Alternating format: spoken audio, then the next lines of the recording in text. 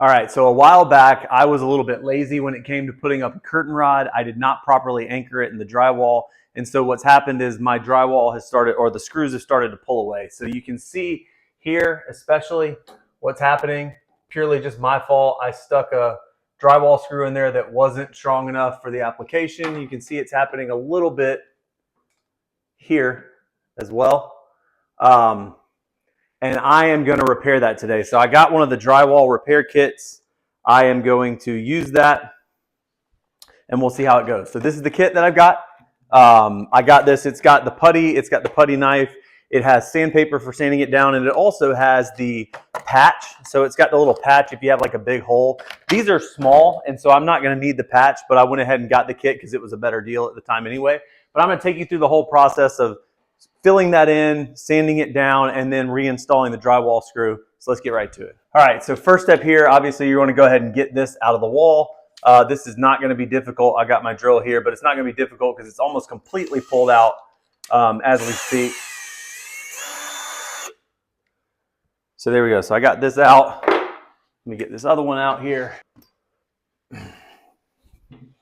All right, so here you can see where I have just over time just been lazy, and I never wanted to get around to actually fixing it. You can see it's too big of a hole. So what I'm going to do is I'm going to take all this out.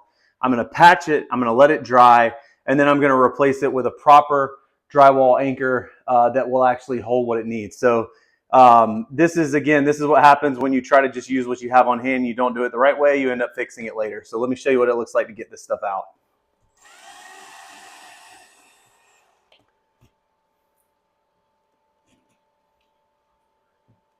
So this one's screwed in. This was pretty easy to get out. The one that's left up there, though, is not that type.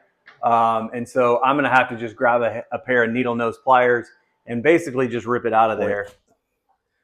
All right, there we go. So I've got it out, but as you can see here, quite a mess that I have on my hands. Again, that's what happens when you try to just kind of patch things together instead of doing it the right way. All right, so the specific kit I got here, you can see it's got the pink where it's pink when it's wet and it goes white when it's dry and ready to go. Let me go ahead and open it up. So here's the spackling or the putty. It's got the little 2-inch putty knife on here. This is going to be the wallpaper for sanding. And then here is the patch for if you do need to do a bigger hole. Now I'm going to actually read up on this and see what does it suggest, because that hole is it's about 2 inches long, but it's about a 1/2 inch wide. And so I'm curious to see what it says about whether I'll need the putty or if I could just do that.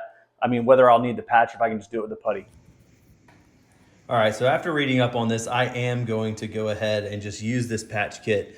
You can cut it, and so I am going to cut it just to be enough space that it will overlap the hole on all sides. So I'm going to go ahead and cut it. There's no reason to use this giant patch. All right, so here we go. So I'm going to use a patch about this size. Now let's see if that's going to cover. So there's my hole. There's my patch. So that should be fine. So I'm going to use this. I'm going to go ahead and take you through the process now. All right, so I've got my patch here. I've got the putty. First step is you are going to cover the back completely with this stuff. So I'm going to go ahead and put it on. Don't worry too much about having too much on there. You need to cover every inch of the surface with it. So I'm gonna try, if you need to spackle some more, whatever, not a big deal. You're gonna sand everything down when you're done. And so don't worry about having too much, but you'd rather have too much than too little. So you gotta make sure you've got it on every surface. Go all the way to the edge, all the way across, all the way across. Come on, a little bit more, just to make sure that I get that piece. All right, so there we go. So now what I'm gonna do is I'm gonna take this and place it up here.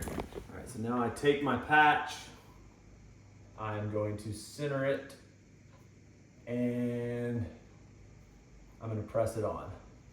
Now when you press it on, you're gonna get the spackling, the putty and everything coming through the holes. That is just fine. You're gonna wanna spackle over the top of it anyway. So I'm gonna press it on here, make sure it's completely adhered, and then I'm gonna putty over the top of that. All right, so I got just a little bit more here. So I'm gonna spread it. Make sure it goes over the edges in all directions.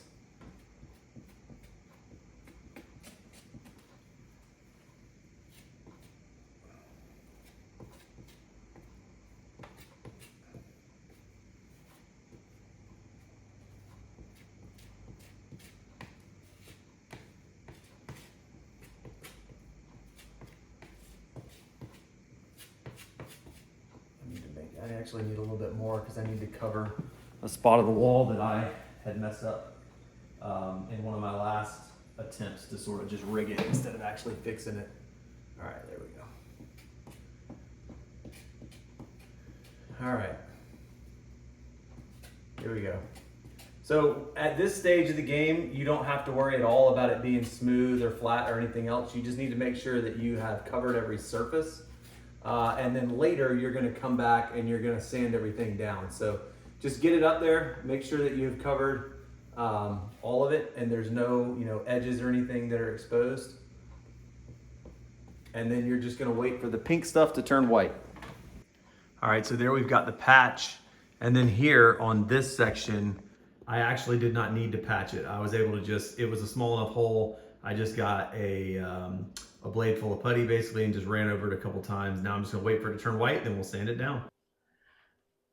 All right, so it's been about 4 hours. You can see the pink stuff is now completely white. So that means it is ready to be sanded. So I'm gonna break out my trusty sandpaper here and get to work on this. This should actually be about the easiest part of the whole thing. All you're gonna do is just, however you wanna do it, just take this, rub the rough side against it, of course, until it's smooth.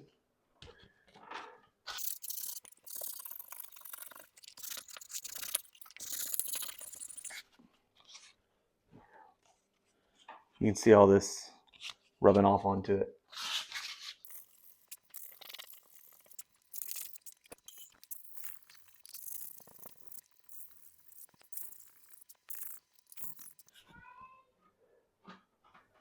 All right, so now I have sanded it down.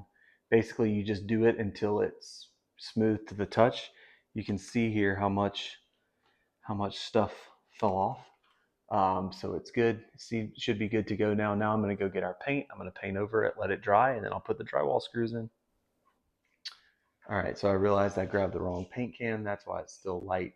I'm going to go ahead. I'm going to put the drywall screws in. I'm going to get this up, and then I'm going to come back and touch it up with the right paint later. So I'm using these 65-pound drywall anchors. They screw in. You don't have to drill anything there. So I'm just going to use the screw gun, put these in. I've already marked my spots, 1, 2, 1, 2. I'm going to put that in, and then I'll be able to put the rod back up.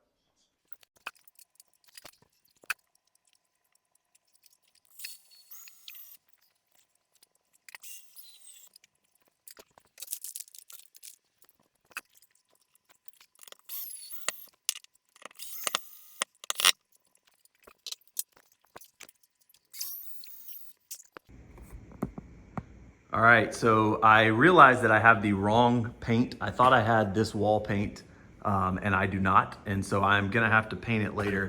But I am done. I did go ahead and finish and remount the curtain rod here. You can see everything looks good, right? So I'm really pleased with how it goes. One thing I will mention, definitely you're gonna wanna put down some paper or something, or be ready to mop or vacuum, because you get a lot of when you do the sanding, I mean, you can see the top of this frame here, right?